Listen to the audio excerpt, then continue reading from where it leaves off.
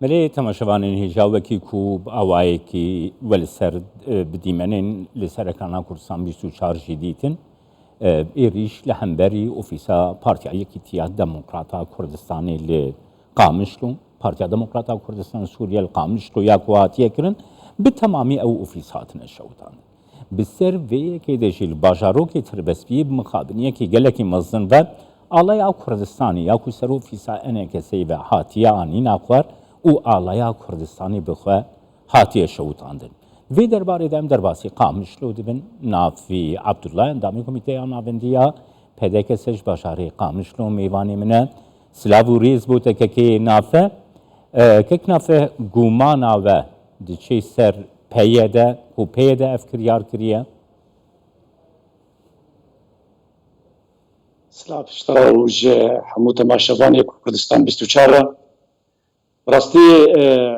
وقت راپورتاتر درباس بو شبا چو پشتی ساعت 12 بشب ام اگادار بونگو اوفیس اما یا پارتی دموکراتی کردستان سوریا آلیه چکداری پیداوه و یک گناه لواته کرن جوان شورشگر هاتیا شوطاندن اف خلقی بچعبی خودیتن یعنی خلقی گول در دورم اوفیسنا وهروها اوفيسا بارتيا يجيتيا ديمقراط جي او جي هذا شوطاندن بنفس اشخاص يعني بوادس جواني شورشجرن فا او يرو دروج بون دورا مكتبه مره قالكي لبو تفقر ذكرن قالك خلكيش مره قلت بو احتمال مكاتبه واوفيسي وبشوطين يعني نجارة كيا با تحديد وباقى فيها ندكن حمو وقت بدلائل بسر وادا شن سر چکداري بسر پیديفا وسر وادا جواني شورشگر باشا كيك ناف دخوازم بزانبم يعني چاوا پارتيا كو خوا وكا پارتيا كي كردي بناف دكن دي چه اوفيسي پارتيين دينين كرد شوتيني وبمخابني و آلايا كردستاني بخود شوتيني کا کردایتی کا ولات پارزی کا دموکراتی ایکو پی بانک دکن كاك جمال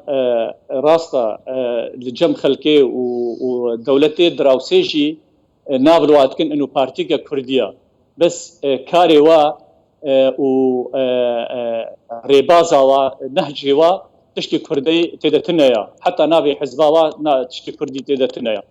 او خود بيجن وسردبي سكرتيري واي بري صالح مسلم قوت جو بارتيا ما نابي كردي جا راجني فجهم خابنيه ايرو بروجي وا بروجيكي جدربي بروجي نتويه او افكر ياري هاني يقودكن راستيجي دجي تفقرا سياسيه دجي تفقرا كرديه دخوازن حمو هولددن حمو هولداني وا جبو كاري سياسي كردستان سوريا دا تنبكن وامجي رشدن ام مصرن جو ام كاري خبر دوامكن او نكارن اراده ما بشكينن بريواني رجيم نكاري بو اراده تفقرا سياسي بشكيني وقالك اجاليه رجيم با قرتن تشيد بو بلكي ايشاندن تشيد بو ويشاخي حزام العربي واحصاء وقالك كرياري نظام هبون فصل وطردا موظفين هذا كرن يا طلابه يا طلابي مدارسها وجامعاتها ومعاهدها ولو شيء تفقرا سياسي كاري خد كر روجكي كاري خنا راوستان ام بيجن ذاكر ياران نكارن ما بطرسينن يان ما بشون دفقرينن كينا فهر وهذا خازن بزانبم يعني كينا فغير بفاكر ياري خسر بلندن غير بفاكر يارين خسر بلندن وسرفرازن فاكر ياران دكن چما وكي يعني واكاري خوي سربلند بيجن اري مكريه يعني هر كرياري گوچه دبن دبيجن من نزانن كي كريه منديتيه كي كريه وبسر وجي در باز دبن كرمك بله اشخواغو كاركي خدمتا كردايتي دبانا وسري وابلد بانا وبسر فرازي گوتا افكار مكريه او زانن گو كاركي ترسونكا كاركي جبانا كاري دجي قضيه بلتي كرده جبرونا نخلص طوي خدا فدوري كن ليه افكاري قوتين كرن واف جقداري هاني دبن چاوی وادنا